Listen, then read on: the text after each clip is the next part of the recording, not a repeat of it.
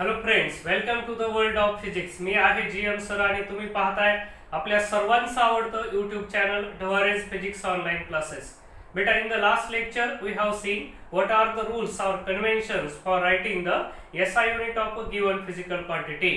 बेटा, हे सगळे रूल्स तुला आठवले पाहिजेत. आठवत नसतील तर पुन्हा तेच काय, तुला वर YouTube वरती जायचंय, टाइप करायचंय ढवारेज physics unit and measurement lecture number 5. बेटा, आधी तो व्हिडिओ पाहायचा आणि मग तुला या आजच्या लेक्चर कडे यायचं. ठीक आहे. आणखी एक महत्वाची गोष्ट बेटा, कालचं लेक्चर झालं असतं, अनेकांचे मला कॉल्स आले. त्यांनी विचारलं की सर, एवढ्या साऱ्या क्वांटिटीज कशा लक्षात ठेवू, माझा गोंधळ होतोय, मी काय काय पाठ करून टाकू आणि लक्षात ठेवण्यासाठी काही ट्रिक्स आहेत का. बेटा, ट्रिक्स बिलकुल आहेत. एक तर किती पाठ करू याचं तुला टेन्शन घ्यायचं नाही. का घ्यायचं नाही? कारण इथून पुढे फिजिक्स मध्ये काम करत असताना काम करता करता तुला हा सगळा भाग पाठ होऊन जाणार आहे बेटा. मग आता तुला काय करायचं फक्त की तुला मी जे शिकवत असताना मी ज्या ट्रिक्स सांगल त्या ट्रिक्स तुला व्यवस्थित लक्षात ठेवायच्यात बेटा. ठीक आहे. मग मी तुला ज्या ज्या वेळेस वाटल की या क्वांटिटीवरून बेटा ही क्वांटिटी आपल्याला तयार करायची, तर त्या वेळेस तुला लक्षात असू द्यायचं आहे की आपल्याला याला अॅनालॉगस क्वांटिटी कोणती, जेणेकरून तुझा त्रास हाफ होईल बेटा, अर्धाच त्रास होईल. तू एक पाठ केलास फॉर्म्युला तर त्याच्यासारखा दुसरा कोणता आहे हे विचार करायचा आहे आणि जास्तीत जास्त पाठांतर न करता आयडिया करून आपल्याला त्याला लक्षात ठेवायचं बेटा. ठीक आहे. चला मग बेटा, आता विदाउट वेस्टिंग टाइम, लास्टच्या लेक्चर मध्ये आपण काय केलं, अनेक फिजिकल क्वांटिटीचे युनिट्स फाइंड करायचा प्रयत्न केला. आजच्या लेक्चर मध्ये सुद्धा बेटा आपल्याला आणखीन काही फिजिकल क्वांटिटीज पाहिजेत आणि त्यांचे युनिट्स फाइंड करायचे. ओके. आता थोडस मी कालच्या भागाकडे जातो. आपण काल कशा कशाची काढले बेटा. सुरुवातीला आपण पाहिलं की लिनियर डिस्प्लेसमेंट, याचं युनिट बेटा आपण लिनियर डिस्प्लेसमेंट म्हणजे काय होतं, डिस्टन्स. याचं युनिट तयार केलं आपण मीटर कार. हे झाल्याच्या नंतर बेटा आपण वेलॉसिटी कडे गेलो. जे काय होतं तर तुला लक्षात आलंय, डिस्प्लेसमेंट म्हणजे s अपॉन टाइम. याचं युनिट केलं बेटा आपण मीटर पर सेकंद. मी तुला काल चेन सांगितली, वेलॉसिटी डिपेंड्स अपॉन डिस्प्लेसमेंट, म्हणून तुला ही लिंक पार्ट करायची. नंतर ऍक्सेलरेशन होतं which is given bye v/t. याचं युनिट तयार केलं मीटर पर सेकंद स्क्वेअर. आणखी नंतर आपण याच्यावरून काय केलं, ह्या तीन क्वांटिटीज एकमेकावर डिपेंड आहेत बेटा. ठीक आहे. मग ऍक्सेलरेशनचं युनिट केलं, वेलॉसिटीचं केलं, डिस्प्लेसमेंटचं केलं आणि असंच आपण आणखीन काल पाहिलं होतं की हे जे फोर्स आहे या फोर्सवर काय काय डिपेंड होतं बेटा. काय काय होतं, सुरुवातीला आपण वर्क पाहिलं, आठवतंय का, पहा तुला आठवायला पाहिजे. फोर्स पाहिलं, नंतर बेटा त्याच्यामध्ये आपण प्रेशर सुद्धा काढला होता. वर्क असल, प्रेशर असल, नंतर आपण इम्पल्स सुद्धा बघितला होता, हा सुद्धा याच्यावरच डिपेंड होता. नंतर स्ट्रेस ही सुद्धा क्वांटिटी काढली होती आणि आणखीन फोर्स वरती डिपेंड असलेली क्वांटिटी म्हणजे कोणती, सरफेस टेन्शन, हे सुद्धा काढलं होतं बेटा. ठीक आहे. मग तुला काय करायचं तर या आयडिया लक्षात ठेवायचे की फोर्सवर कोण कोण डिपेंड आहे. इकडे हे ऍक्सेलरेशन वेलॉसिटीवर, वेलॉसिटी डिस्प्लेसमेंट वरती. आणि हा एकदा बेसिक भाग केला बेटा की बाकीचं काम सोपं होणार आहे. ठीक आहे. चला आता आपण आजच्या कामाला सुरुवात करू. आजचा भाग आपल्याला आणखीन काही पुढच्या फिजिकल क्वांटिटीचे युनिट्स फाइंड करायचे आपल्याला. ओके. चला मग आज पहिली जी क्वांटिटी घ्यायची आपल्याला ती घ्यायची पॉवर घ्यायची. पॉवरचा फॉर्म्युला असतो बेटा वर्क अपॉन टाइम. आता तुला याला सिम्प्लिफाय करायचंय आणि तुला युनिट तयार करायचंय. तसं तर तू तोंडी सांगू शकतोस बेटा, वर्कचं जूल, टाइमचं second. So SI unit of power is a joule per second. But fundamental क्वांटिटीच्या फॉर्म मध्ये किंवा फंडामेंटल युनिटच्या फॉर्म मध्ये आणायचं आहे तर पुन्हा तुला तेच करायचंय. वर्कला मी स्प्लिट करायला बेटा, कसं आठव, काय होतं, फोर्स इंटू डिस्प्लेसमेंट. सांग बेटा, हे डिवायडेड बाय टाइम. आता तुला काय करायचंय, फंडामेंटल क्वांटिटीज साईडला सारायच्यात आणि जे फंडामेंटल नाही त्याला स्प्लिट करायचं बेटा. कोण फंडामेंटल नाही, फोर्स इज नॉट फंडामेंटल. कसं लिहू शकतो त्याला, मास इंटू ऍक्सेलरेशन इंटू हे डिस्प्लेसमेंट आणि अपॉन टाइम.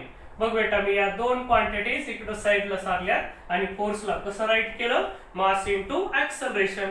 पुन्हा तुला चेक करायचं बेटा, ह्या सर्व क्वांटिटीज फंडामेंटल आहेत का. Mass is fundamental, acceleration is not fundamental. मी त्याला राऊंड करून ठेवतो. का राऊंड करायचंय, कारण त्याला आपल्याला अगेन स्प्लिट करायचंय. Displacement is fundamental, time is fundamental, म्हणून मी फक्त ऍक्सेलरेशनला स्प्लिट करतो. कसं स्प्लिट करता येते, आपण कालच पाहिलंय, acceleration can be return as displacement upon time square, असं लिहू शकतो बेटा त्याला आपण. ठीक आहे. इंटू हे इथला displacement upon time will be as it is. चला यालाच कसं लिहू शकतो आपण, दिस मास इनटू काय काय आलंय तर डिस्प्लेसमेंट याचा स्क्वेअर डिवायडेड बाय टाइमचा क्यूब. आता आपण याला जर व्यवस्थित ऑब्झर्व केलं तर तुमच्या एक लक्षात येईल काय, all the quantities are fundamental quantities. Mass is fundamental, displacement is fundamental, time is fundamental. याला मोर स्प्लिटिंगची गरज आहे का, नाही गरज, म्हणून आपण याला आता स्प्लिट करणार नाही आणि याच्यावरून आपण याचं युनिट तयार करू बेटा. पॉवरचं काय युनिट होईल, unit of mass is kilogram, unit of displacement is metre square and unit of time is second, means second cube. असं आपण त्याचं SI युनिट लिहू शकतो. पण तुला माहिती असेल या पॉवरचं आपण युनिट काय घेतो बेटा, पॉवरच्या अनेक युनिट आहेत, त्याच्यापैकी एक काय असते वॅट, ज्याला W असं म्हणतो बेटा. म्हणजे काय, watt is equivalent to kilogram metre square per second cube. म्हणजे वॅटला आपल्याला असं सुद्धा लिहिता येऊ शकतं बेटा. ठीक आहे, चल फाइंड केलं आपण युनिट पॉवरचं. मग आता एकदा विचार कर, तुला आणखीन पॉवरचे काय काय युनिट झाले या फॉर्म्युल्यावरून जर तयार केलं असतं. वर्कचं जूल, टाइमचं सेकंद, हे एक युनिट आहे, हे दुसरं युनिट आहे बेटा आणि हे तिसरं युनिट आहे. तुला असा MCQ विचारू शकतात, which of the following is not unit of a power. मग हे 3 ऑप्शन मध्ये देतील आणि एका ऑप्शन मध्ये नसलेलं युनिट देतील बेटा. तिथं तुला ते ओळखता आलं पाहिजे. ओके, मग तुझ्या लक्षात आलंय की पॉवरला आपल्याला कसं फाइंड करायचंय. पुढची क्वांटिटी घेऊ आपण आणि तुला सर्व हे काय करायचंय बेटा, सगळं नोट करून ठेवायचंय. तुला अशी सेपरेट नोटबुक करायची आणि आपण जो बी भाग रोज केला तो पूर्ण तुला वहीमध्ये उतरवायचा आहे. ठीक आहे, चला आता नेक्स्ट क्वांटिटी कडे जाऊ आपण. आता आपल्याला युनिट फाइंड करायचं बेटा मोमेंटमचं. लिनियर मोमेंटमचं युनिट फाइंड करायचं आपल्याला. मोमेंटम किंवा त्याला लिनियर मोमेंटम असं सुद्धा म्हणू शकतो आपण. ठीक आहे, so we will find the unit of momentum which is again denoted by the P. आता तू म्हणशील सर हे मोमेंटम काय असतंय, पुढे फिजिक्स मध्ये तुला डिटेल मध्ये होणार आहे, पण सध्या तुला लक्षात ठेवायचंय मोमेंटम काय करतं बेटा. Momentum measures the how much motion is contain in a body.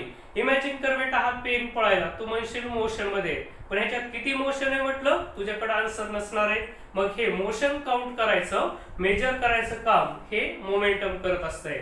So momentum is a measure of motion that contain in a given body. हे नंतर बघू बेटा, हे डिटेल मध्ये स्टडी करायचं आपल्याला लॉज ऑफ मोशन मध्ये. ठीक आहे, सध्याला याचा फॉर्म्युला काय, याचं युनिट काढायचं आहे. तर बेटा नोट कर याचा formula. Momentum is given by mass into velocity. It is the product of mass and velocity. चला आपण युनिट काढू. बघ पुन्हा तीच आपली टेक्निक. काय टेक्निक आहे, फंडामेंटल असली की स्प्लिट नाही करायची, फंडामेंटल नसली की स्प्लिट करायची. Here mass is fundamental quantity but velocity is not fundamental quantity, so we can split this quantity velocity. So this velocity can be written as it is the displacement divided by time. Now all these quantities are fundamental quantities. Mass is fundamental, displacement is fundamental and time is fundamental. म्हणून आता याचं combine unit आपण बेटा एकत्रित करू शकतो. काय unit झालं, unit of mass is kg, unit of displacement is metre and unit of time is second. असं युनिट आपल्याला ते लिहिता येऊ शकतं बेटा. ठीक आहे, चला मोमेंटम सुद्धा तुम्हाला कळालं. आता याच्यानंतर बेटा आपल्याला ज्या क्वांटिटीज घ्यायच्या त्याचा तुला विचार करायचा आहे. एक मी ट्रिक सांगायला लागलोय, ही ट्रिक तुला लक्षात ठेवायची जी तुला फार पुढे घेऊन जाणार आहे, तुझं खूप खूप कष्ट वाचवणार आहे बेटा. आता बघ, ज्यावेळेस तू आता मेकॅनिक्स स्टडी करायला सुरुवात करशील, तू म्हणशील मेकॅनिक म्हणजे काय असतं बेटा, study of motion is called mechanics. मग ज्यावेळेस आपल्याला फिजिक्स मध्ये मेकॅनिक्स शिकवायला स्टार्ट होईल त्यावेळेस तुला कळणार आहे मोशनच्या 3 टाइप्स असतात बेटा. व्यवस्थित ऐकशील, there are 3 types of motion. कोणत्या कोणत्या, translatory motion, rotational motion and oscillatory motion. या ऑसिलेटरी मोशनचा आपण नंतर विचार करू बेटा. तुला आधी कुणाचा विचार करायचा आहे, हे जे 2 मोशन्स आहेत हे 2 मोशन तू व्यवस्थित लक्षात ठेव. तू म्हणशील सर मधातच कुठून मोशन सुरू झाले, हा आपला टॉपिक आहे का, हा आपला टॉपिक नाही बेटा. पण मी का सांगत आहे, कारण त्याच्यात एक टेक्निक लपलेली.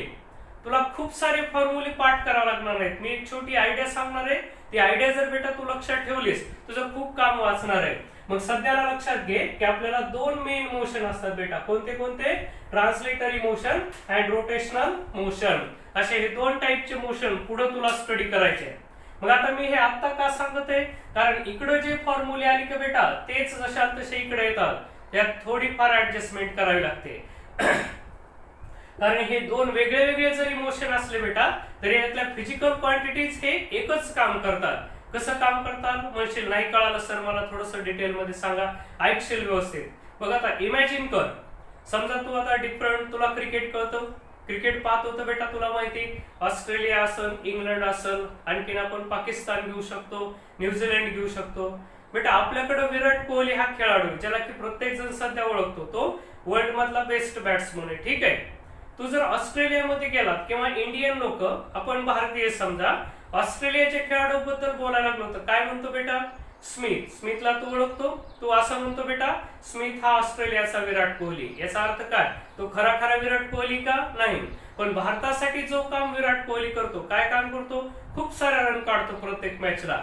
बिलकुल त्या टाईपचं काम बेटा ऑस्ट्रेलियासाठी कोण करतो, स्मिथ करतो. तो इंग्लंडचं बोलशील तर तिथं रूट करतो, न्यूझीलंडचं बोलशील बेटा तर तिथं विल्यमसन करतो. म्हणजे आपण सहज बोलताना असं म्हणतो विल्यमसन हा न्यूझीलंडचा विराट कोहली. तो खराच विराट कोहली असतो का नाही, पण त्याचं जे काम आहे ते कुणासारखं काम करतो, विराट कोहली सारखं. विराट कोहली टीम इंडियासाठी जो काम करत असेल तोच, तिकडे विल्यमसन म्हणा किंवा स्मिथ म्हणा किंवा जो रूट असेल, हे सगळे लोक त्यांच्या टीमसाठी ते काम करतात. म्हणजे ऍक्च्युअली ते विराट कोहली नाही, पण विराट कोहली सारखा रोल प्ले करतात. सिमिलरली बेटा एकदम याच्यासारखंच आपल्या फिजिक्स मध्ये सुद्धा असंच असतं. काही काही फिजिकल क्वांटिटी असे आहेत बेटा ते एकच रोल प्ले करतात, इकडे ट्रान्सलेटरी मोशन मध्ये सुद्धा आणि रोटेशनल मोशन मध्ये सुद्धा. मग तुला इकडल्या माहिती झाली का बेटा, या मनानं पाठ होता. म्हणून मी तुला काय सांगायलोय की ट्रिक लक्षात ठेवायलोय की तू आता हे दोन मोशन डोळ्यासमोर ठेवायचे, ट्रान्सलेटरी आणि रोटेशनल मोशन. मग मी तुला जोड्या लावून देईल प्रत्येक वेळेस, ट्रान्सलेटरी मोशन मध्ये याचं काम रोटेशनल मोशन मध्ये कोण करतं. मग मनानच तुला तिथं त्या आयडियानं फॉर्म्युला तयार करायचा आहे. तू म्हणशील नाही कळालं सर आणखी, बघ आता काढत असताना तुला हळूहळू समजल मी जर त्या आयडिया तुला सांगितल्या तर. बघा आता बघशील बेटा सर्क्युलर मोशन आणि रोटेशनल मोशन हे अँग्युलर मोशन आहेत, म्हणजे पार्टिकल तिथंच असा अँगलच्या फॉर्म मध्ये फिरतो. ट्रान्सलेटरी मोशन कसं असतं बेटा, पार्टिकल इथून निघाला पुढे इकडे गेला.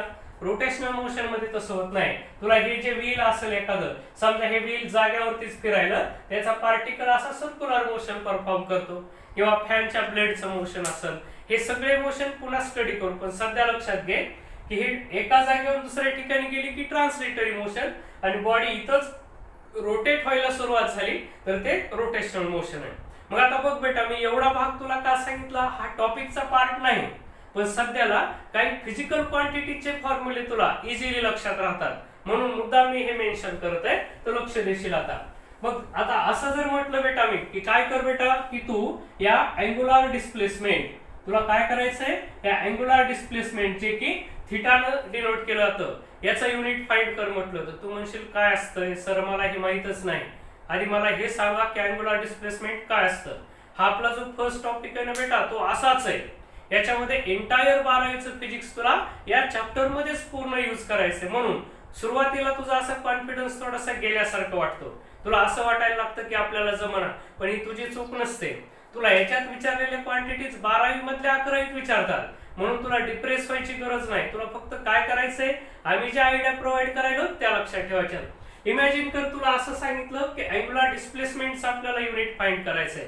बघा काय करसाल मग, आपल्याला लिनियर डिस्प्लेसमेंट माहिती बेटा एस असतो. हा लिनियर डिस्प्लेसमेंटला आपण काय म्हटलं होतं, डिस्टन्स होतं. आता ह्या हे ट्रान्सलेटरी मोशन मधलं असतं बेटा. लिनियर म्हणजे काय, translatory along the straight line असतंय, म्हणून एस हे कुठलं आहे, लिनियर डिस्प्लेसमेंट मधलं. त्याचं काम अँग्युलर डिस्प्लेसमेंट करतो बेटा, कुठं, रोटेशनल मोशन मध्ये. मग आता अँग्युलर डिस्प्लेसमेंट म्हणजे थिटा असतो. तुम्ही म्हणता कसा काढायचा, नाही कळाला आम्हाला. साधी गोष्ट आहे बेटा, काय करणार, central angle is equal to काय असते, आर्क लेंथ अपॉन रेडियस असते, आणि ते एस म्हणजे काय असते, लिनियर डिस्प्लेसमेंट. तर थिटा काढत असताना फक्त एस अपॉन आर असं करायचंय. म्हणजे लिनियर डिस्प्लेसमेंटला काय करायचं, आर न डिवाइड करायचं. आर म्हणजे काय, ऍक्च्युअली रेडियस ऑफ सर्कल असते, पण खरा अर्थ त्याचा काय, ऍक्सिस ऑफ रोटेशन पासूनचं परपेंडिक्युलर डिस्टन्स आहे. हे सगळं पुढच्या वर्षी पुढच्या चॅप्टर मध्ये बघू बेटा. सध्याला फक्त लक्षात घे, अँग्युलर डिस्प्लेसमेंट म्हटलं की काय ट्रिक लक्षात ठेवायची तुला, लिनियर डिस्प्लेसमेंटला आर ने डिवाइड करायचं. आर म्हणजे काय, रेडियस समज, डिस्टन्स समज, कसलं का असं ते डिस्टन्स आहे. म्हणून तुला कळालं अँग्युलर डिस्प्लेसमेंट आपल्याला कुठून काढता येतं, लिनियर डिस्प्लेसमेंट वरून. कसं काढायचं, त्याला फक्त आर ने डिवाइड करायचं. लिनियर डिस्प्लेसमेंट एस असेल तर angular displacement S upon R असतंय. तर एस म्हणजे काय बेटा, त्याला डिस्प्लेसमेंट म्हणतो आणि आर म्हणजे काय असते, रेडियस असते. ऍक्च्युअली याला एस ला काय म्हणतात इथं, आर्क लेंथ असं म्हणतात. ठीक आहे. So angular displacement is given by S upon R. म्हणजे आता हे नीट लक्षात ठेव बेटा. एक कळालं, लिनियर डिस्प्लेसमेंटला आर ने डिवाइड केलं, we will get the angular displacement. चला आता आपण बघू. आर्क लेंथ म्हणजे कोण आहे बेटा, डिस्टन्स आहे. आणि रेडियस म्हणजे सुद्धा कोण आहे, डिस्टन्स आहे. डिस्टन्स म्हणजे लेंथ आणि ह्या दोन्ही लेंथ गेट कॅन्सल. मग तू म्हणशील आता हे कॅन्सल झालं, ह्याला युनिट नसतं का बेटा. अँगल ही अशी क्वांटिटी तुला आठवत असेल सप्लिमेंटरी युनिट मध्ये येत होते, सप्लिमेंटरी क्वांटिटी ते. मग ह्या प्लेन अँगलचं युनिट काय असतंय, रॅडियन. जर याला नो डायमेन्शन्स, पुढे तुला डायमेन्शन काढताना कळल, हे दोन्ही कॅन्सल होतात म्हणून ह्याला डायमेन्शन्स नसतात, पण याला युनिट मात्र घेतात बेटा. काय युनिट असते याचं, तर रॅडियन असतंय. सध्या लक्षात ठेव अँग्युलर डिस्प्लेसमेंटचं युनिट काय असतंय, रॅडियन. बेटा ही फंडामेंटल क्वांटिटी, ठीक आहे, सॉरी सप्लिमेंटरी क्वांटिटी, म्हणून याचं युनिट काय घ्यायचं, रॅडियन. ही पहिला जोडीदार आता लक्षात ठेव. अशी खूप सारी लिस्ट आहे मोठी आपल्याकडं. सध्याला तू एवढं लक्षात ठेव. पहिल्यांदा कळालं काय, अँग्युलर डिस्प्लेसमेंट थिटा म्हटलं की अँग्युलर डिस्प्लेसमेंट, एस म्हटलं की लिनियर डिस्प्लेसमेंट. कसं काढायचं अँग्युलर डिस्प्लेसमेंट, ह्या लिनियर डिस्प्लेसमेंटला आर ने डिवाइड करायचं. बघ बेटा आता पुढच्या क्वांटिटीकडे जाऊ आपण. नेक्स्ट क्वांटिटी घेऊ, ती म्हणजे अशी कोणती, दिस अँग्युलर वेलोसिटी. आपल्याला आता याचं युनिट फाइंड करायचं बेटा. This angular velocity is denoted by, याला डब्ल्यू म्हणायचं नाही बेटा, it is known as the omega. काय म्हणायचं बेटा त्याला, ओमेगा म्हणायचं. फक्त ओमेगा असं म्हणू नका. काय म्हणायचं बेटा ह्याला, ओमेगा असं म्हणायचंय. So angular velocity is denoted by omega and it is given bye. Imagine कर बेटा, तुला याचा फॉर्म्युला माहिती नाही, पण चिंता करायचं काम नाही. का चिंता करायचं काम नाही, कारण आपण ठरवलंय की पूर्वीचा भाग वापरायचा. अँग्युलर वेलोसिटी म्हटलं की आपण लिनियर वेलोसिटी कडे आधी जायचं बेटा. Linear velocity is denoted bye v and it is given by s upon t. कळालंय तुला, v is given by s upon t. हे कालच काढलंय, डिस्प्लेसमेंट अपॉन टाइम. चला आता त्याचा वापर करून आपल्याला इकडला फॉर्म्युला बनवायचा आहे म्हणतोय मी. आठवायचा आहे का नाही, पाठ करून ठेवायचा आहे का नाही. फक्त काय करायचंय, हा माहिती ना आपल्याला लिनियर मोशन मधला. वेलोसिटी म्हणजे डिस्प्लेसमेंट अपॉन टाइम. ही कसली का असना, कसली वेलोसिटी बेटा, अँग्युलर वेलोसिटी. मग हे काढताना काय करता येईल, हा ओमेगा म्हणजे अँग्युलर वेलोसिटी झाली बेटा. मग काय येईल आता, इकडला फॉर्म्युला पाहायचा बेटा आणि तेच कॉपी पेस्ट इकडे करायचं. फक्त तुला काय लक्षात घ्यायचंय, लिनियर मधून तू अँग्युलर मध्ये यायलास. अँग्युलर मध्ये आला की तुला माहिती एस च्या ठिकाणी कोण येतं बेटा, थीटा. आलं का लक्षात, एस च्या ठिकाणी कोण येतो, थीटा. आणि टाइमला मात्र टाइमच घ्यायचा, टाइम चेंज होणार नाही. इथं फक्त कसं होतं, v is the linear velocity, so it is given by linear displacement upon time. तर अँग्युलर वेलोसिटी काय असेल, angular displacement divided by time. मग आता आपल्याला फॉर्म्युला मिळाला बेटा. काय, अँग्युलर वेलोसिटी इज काय असेल, theta upon T, where theta is a angular displacement, s is a linear displacement. मग आता बेटा थीटा म्हणजे कोण आहे, अँग्युलर डिस्प्लेसमेंट. अँग्युलर डिस्प्लेसमेंट म्हणजे कोण होता, अँगल होता. काय युनिट होतं त्याचं, रॅडियन. आणि टाइम सुद्धा फंडामेंटल आहे. मग तुला कळालं की ही फंडामेंटल क्वांटिटी आणि ही सप्लिमेंटरी क्वांटिटी, म्हणून यांना स्प्लिट करायची गरज नाही. याचं युनिट आपण डायरेक्ट लिहू शकतो बेटा. थीटाचं काय, it is the radian and टाइमचं unit second. So the SI unit of angular velocity is radian per second. येतं लक्षात तुझ्या, अतिशय इझी काम आहे. मग बघ बेटा, आता हे पाठ करावं लागलं का नाही, तुला फक्त लक्षात ठेवायचंय S चा जोडीदार इथं थीटा असतंय. कुठं, अँग्युलर मध्ये. थीटा कसा मिळतो, s upon r.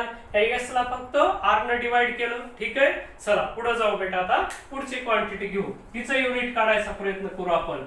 Angular velocity झाल्यास तुला माहिती, सांग आठव बेटा, वेलोसिटी नंतर कोण आलं इथं, acceleration, which is given by v by t. असं होतं बेटा. ठीक आहे. चला आता त्याचा वापर करू. आपल्याला तिसरं इकडं कोणतं ऍक्सलरेशन काढायचं आहे, तर we want to calculate the angular acceleration and it is denoted by alpha. चला आता तुला कळालं angular acceleration is denoted by alpha असेल. हे जर अल्फाने डिनोट केलं असेल तर आता प्रश्न आहे त्याचा फॉर्म्युला कसा राईट करायचा. बघ बेटा पुन्हा कॉपी पेस्ट करायचं, पार्ट नाही. काय करायचंय, कॉपी पेस्ट म्हणतो. कॉपी पेस्ट मध्ये आपण बिलकुल नवीन काम करत नाही बेटा. जे जुनं आहे आपण त्यालाच पुन्हा एकदा घेतो. मग आता ए च्या ऐवजी काय आलं बेटा, अल्फा आलं. तुला माहिती व्ही च्या ऐवजी कोण येतं, इथं पहा व्ही च्या ऐवजी ओमेगा आणि हा टाइमला टाइम ऍज इट इज असेल बेटा. ओके. मग आता आपल्याला फॉर्म्युला असा मिळाला angular acceleration is omega upon T असेल. मग आता ओमेगाला कसं लिहिता येतं, जसं आपण हे ऍक्सलरेशन असं लिहितं बेटा काय एस अपॉन टी स्क्वेअर. तेच इथं पण लागू होतं बेटा. एस च्या ऐवजी कोण येईल, थिटा अपॉन टी स्क्वेअर. कसं लिहितात पण आपण आताच बघितलं, this omega can be written as theta upon t. म्हणून नकोस कुठून आलं, पहा बेटा इथं लिहून ठेवलंय omega is theta upon t. So divided by t याला सिम्प्लिफाय केलं we will get theta upon t square. पण तुला आता पार्ट असावं, काय पार्ट असावं, acceleration means what s upon t square आणि व्ही च्या फॉर्म मध्ये व्ही बाय टी असं लिहिता येतं. ओके. चला आता याचं युनिट बनवायचं बेटा. थिटा इज सप्लिमेंटरी क्वांटिटी आणि T is a fundamental quantity. पुन्हा याला स्प्लिट करायचं नाही. मग आठव बेटा आता याचं युनिट काय होईल, थिटाचं युनिट काय होतं, रॅडियन डिवायडेड बाय टाइमचा स्क्वेअर आहे म्हणून second square. So the SI unit of angular acceleration is a radian per second square. Okay. कळालं तुला. चल पुढे चल आता बेटा काय करायचं बघ. पुढची क्वांटिटी घेऊ. आणखीन ही रोटेशनल मोशन मधली असेच अनालॉजी बेटा. तुला आठवत असेल या ऍक्सलरेशन नंतर आपण फोर्स काढलं होतं बेटा. काय होतं तिथं, मास इनटू ऍक्सलरेशन असं होतं. तसं आता हे फोर्स काय करतं, लिनियर मोशन प्रोड्यूस करतं. म्हणशील नाही कळालं सर मला. ऐक आता कसं आहे बघ बेटा. या पेन वरती तू जर असं अनबॅलेन्स्ड फोर्स अप्लाय केलंस, इकडल्या साईडनं ढकलायला सुरू केलंस तर पेन असा पुढे पळायला सुरू होईल. म्हणजे तू ज्यावेळेस एनी बॉडी वरती फोर्स अप्लाय करतो that time that unbalanced force produces the translatory motion in a body. त्या बॉडीला मोशन मध्ये आणायचं काम करतं. म्हणून पुढचे 2 वर्ष बेटा लक्षात ठेव. तुला जर कोणी विचारलं what is the role of unbalanced force, force काय करतं तर तुला सांगता आलं पाहिजे. मग force produces the motion, force changes the state of that body. त्या बॉडीची स्टेट चेंज करायचं काम करतं. जाऊ दे बेटा हे नंतर तुला डिटेल मध्ये होणार आहे. फक्त सध्याला लक्षात ठेव फोर्सचं काम काय होतं, ट्रान्सलेटरी मोशन प्रोड्यूस करणं. तसं आता रोटेशनल मोशन मध्ये एक क्वांटिटी असते बेटा जिचं काम असतं. आता मला सांग फॅन रोटेट व्हायला रोटेशनल मोशन का प्रोड्यूस होतं, कारण त्याच्यावरती टॉर्क ऍक्ट होतं. फोर्स सारखी क्वांटिटी असते. फोर्स काय करतोय, फोर्स प्रोड्युसेस ट्रान्सलेटरी मोशन. तसं रोटेशनल मोशनला प्रोड्यूस करणारं कोण आहे, तर तुझ्याकडून पटकन आन्सर जायला पाहिजे. रोटेशनल मोशन का प्रोड्यूस होतंय, टॉर्क मुळे. तू म्हणशील आता सर नाही कळालं आम्हाला हे टॉर्क काय असतं ते. ऍक्च्युअल बेटा टॉर्क सिंपल क्वांटिटी. तुला साधं उदाहरण सांगतो. तुझ्या घरामध्ये नळाची तोटी असते, ते बंद करायला आपण ते अशी पकडतो बेटा आणि अशी फिरवतो. कसा करायला आपण असे 2 फोर्सेस अप्लाय, या बोटानं एकीकडे ढकलतो आणि या बोटानं त्याच्या अपोजिट ढकलतो. म्हणजे आता इमॅजिन कर ही नळाची तोटी बेटा. तू काय करतो, याच्यावर इकडे फोर्स अप्लाय करतो आणि याच्यावर इकडे फोर्स अप्लाय करतो. हे 2 इक्वल आणि opposite forces acting at 2 different points on the same body असं असलं की दे फॉर्म्स द कपल, टॉर्क तयार करतात बेटा. हे सगळं डिटेल तुला पुढे स्टडी करायचंय. म्हणून तर तुला म्हटलं मी की तुला युनिट आणि डायमेन्शन हा चॅप्टर अवघड वाटू शकतो, कारण ह्याच्यात पुढच्या क्वांटिटीज आहेत ज्या तू शिकल्या नाहीस त्या आधीच यायल्यात. म्हणून तुला फक्त सध्या ओळख करून घ्यायची यांची वरवर की हे काय असतंय. मग बेटा आता असं आहे टॉर्क काढायचे तुला फोर्स वरून. या फोर्स सारखी क्वांटिटी बेटा याला काय वाचायचं, टो वाचायचं. मी तुला आता याचं युनिट काढायला लावलं काय, टॉर्कचं. इट इज डिनोटेड बाय, याला काय वाचायचं, टो असं वाचतो आपण ह्याला. ठीक आहे, काय वाचायचं ह्याला, टो असं वाचायचंय. ठीक आहे. चला आता याचा फॉर्म्युला काय असेल, तुला क्वेश्चन पडलाच असेल. पुन्हा आपल्याला हे हेल्प करेल बेटा. टो काय असतो, तर हे काय करणार आपण, इथं एफ घेणार आणि ह्या एफ ला फक्त आर न मल्टिप्लाय करायचं बेटा. आतापर्यंत आर न काय करत होतो, इथं डिवाइड करून काढले. आता इथून पुढच्या क्वांटिटीज मल्टिप्लाय करून काढणार. So torque is given by force into R, actually ते आर परपेंडिक्युलर असते, perpendicular distance between two forces. जसं आपण आता बघितलं ही नळाची तोटी होती, एक फोर्स इकडे अप्लाय केला बेटा, दुसरा फोर्स इकडं, या दोघातले परपेंडिक्युलर डिस्टन्स, मग एक फोर्स आणि दोघातलं परपेंडिक्युलर डिस्टन्स घेतलं, we will get the torque. सध्या तुला वर लक्षात ठेवायचं, ठीक आहे. चल बेटा आता या टॉर्कचं युनिट काढू आपण. आपल्याला फॉर्म्युला असा मिळाला, काय मिळाला, फोर्स इंटू काय असतंय, परपेंडिक्युलर डिस्टन्स. परपेंडिक्युलर डिस्टन्स म्हणजे आर आहे.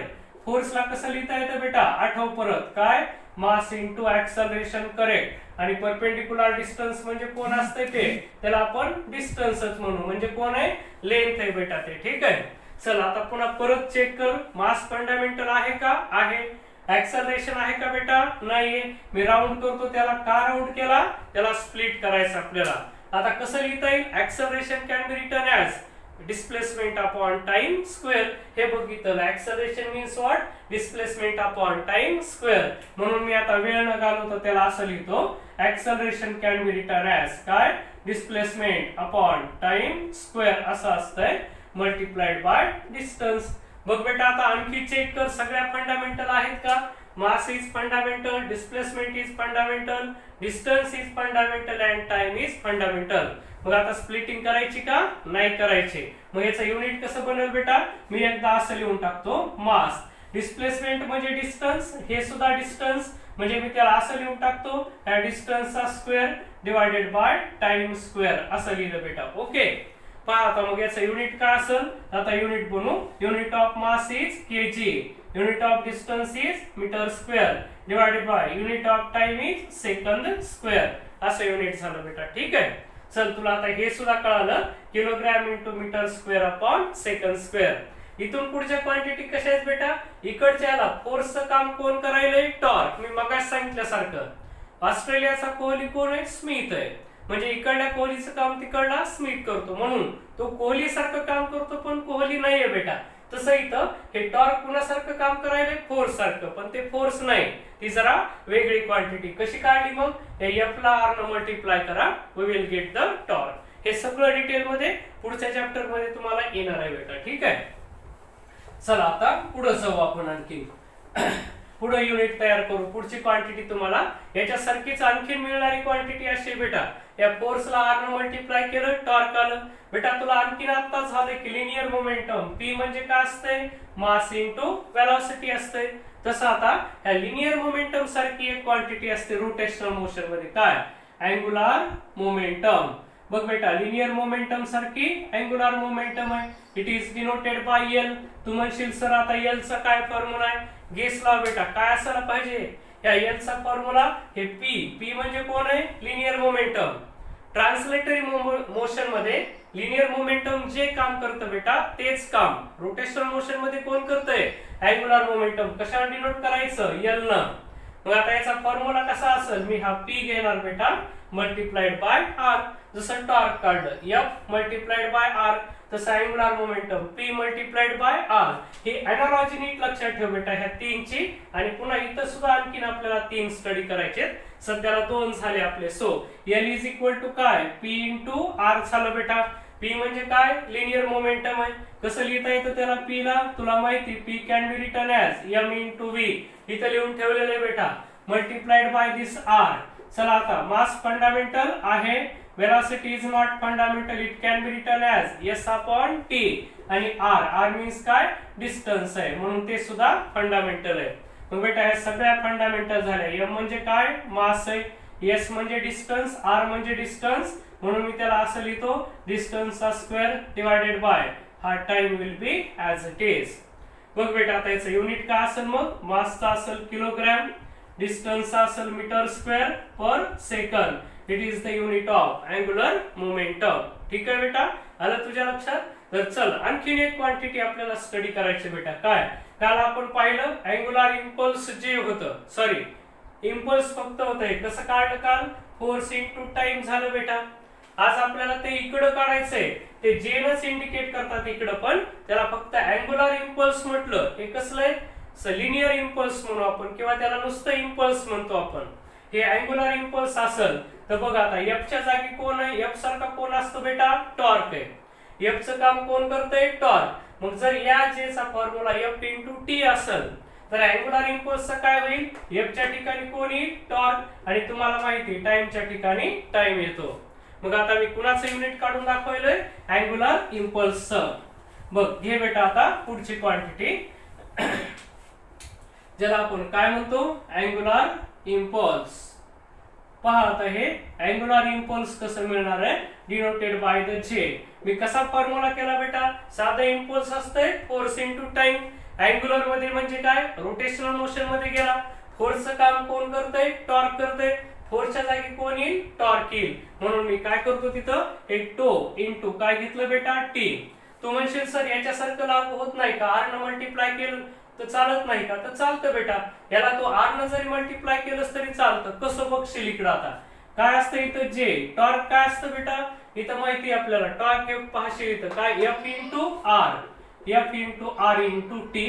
आणि याला तू जर व्यवस्थित मांडलंस Ft * R काय आलं बघशील बेटा? हे कोण आहे? इकडं इम्पल्स आहे. याला आपण काय म्हणू? स्मॉल J न म्हणू आणि याला कॅपिटल J न म्हणून तू हे असं लिहिलंस तरी चालतंय. J * R असं जरी लिहिलंस तरी चालतंय. म्हणजे ह्या वरच्या सारखं येईल. ठीक आहे. म्हणजे मी इथं हा फॉर्म्युला असा लिहू शकत होतो J * R. मग ह्या तिन्ही क्वांटिटी बघ बेटा कुठून आल्या? यांच्यापासून आल्या. ह्या प्रत्येकाला R न मल्टिप्लाय केलं की आपल्याला अँग्युलर मिळतं. लक्षात घ्यायचं. हे काय? Angular momentum, angular impulse, angular acceleration, angular velocity आणि अँग्युलर डिस्प्लेसमेंट हे सर्व. ठीक आहे. मग आता ही आयडिया लक्षात ठेव आणि यांची युनिट काढत राहा बेटा. आता फोर्स इनटू टाइम. परत बेटा फोर्सला काय लिहिता येतं? Mass into acceleration. टाइम तर कशी बेटा? फंडामेंटल आहे. आणि R म्हणजे काय असतंय? डिस्टन्स आहे. पुन्हा तुला माहिती हे mass multiplied by acceleration is not fundamental quantity. कशी लिहिता येऊ शकते? Acceleration means what? Displacement upon time square. तर मी त्याला असं लिहून टाकतो this displacement upon time square multiplied by this time into distance. बघ बेटा काय झाला? हा टाइम आणि square get cancel. So finally we will get this mass. आणि इथे एक डिस्प्लेसमेंट आणि इथं डिस्टन्स आहे बेटा. हे दोन्ही कोण आहे? डिस्टन्स आहे. तर मी त्याला असं लिहून टाकतो डिस्टन्सचा स्क्वेअर डिवायडेड बाय टाइम. पहा मग बेटा आता हे सर्व फंडामेंटल क्वांटिटीज झाल्या. बनवण्याचं युनिट तुला कसं बनवायचंय? Unit of mass is kg, unit of distance is metre square आणि टाइमचा असेल second. Kilogram metre square per second. तर हे असे आपल्याला युनिट बनवता आले पाहिजेत बेटा. ठीक आहे. हे झाले आपण लिनियर आणि अँग्युलर मधली अॅनालॉजी असेल. मग बघा आता किती पाहिले? हे 3 आणि हे 3 6. बेटा हे काढत असताना तुला पाठ करावं लागलं का? नाही. तुला फक्त समजून घ्यायचंय काय? इकडं S चं काम अँग्युलर मध्ये कोण करणार आहे? थीटा. मग अँग्युलर म्हटलं की नीट लक्षात असू द्यायचं. ठीक आहे. R न मल्टिप्लाय तरी करावं लागतं किंवा डिवाइड तरी करावं लागते. मग हे 3 डिवाइड करून येतात आणि हे 3 मल्टिप्लाय करून येतात. एवढी आयडिया वापरा म्हणजे तुम्हाला काम सोपं होईल. पाठ करावं लागणार नाही फार तर फार. चला आता पुढची क्वांटिटी घेऊ बेटा. पुढच्या क्वांटिटीचं युनिट काढू. पुढची क्वांटिटी घ्यायची तुम्हाला मोमेंट ऑफ इनर्शिया. बघा आता मोमेंट ऑफ इनर्शिया काय असतो बेटा? याचा फॉर्म्युला मी तुम्हाला द्यायचंय. तुम्हाला फक्त युनिट बनवायचंय. काय असेल हे? Moment of inertia. Moment of inertia काय असतो बेटा? हा प्रोडक्ट आहे कानाचा मास इनटू परपेंडिक्युलर डिस्टन्स. याचा काय असतो? स्क्वेअर असतो. लक्षात घे. चल बनवायचं युनिट बेटा. इकडे बघशील 2 योग हे मास. हे कसलं का असतं? कोण आहे हे? डिस्टन्स आहे. म्हणून डिस्टन्स फंडामेंटल आहे. मी त्याला फक्त डिस्टन्स स्क्वेअर म्हणतो. मग याचं युनिट काय झालं? Moment of inertia is denoted by I. हे I चा फॉर्म्युला झाला. काय युनिट असेल बेटा? मासचं किलोग्राम अँड डिस्टन्सचं metre square. So unit of moment of inertia is kilogram into metre square. ठीक आहे. आलं तुझ्या लक्षात? हे कसे युनिट काढायचे? तुला फक्त हे डिफरंट फॉर्म्युले तयार करायचे आणि त्याच्यावरून युनिट्स बनवायचे बेटा. ठीक आहे.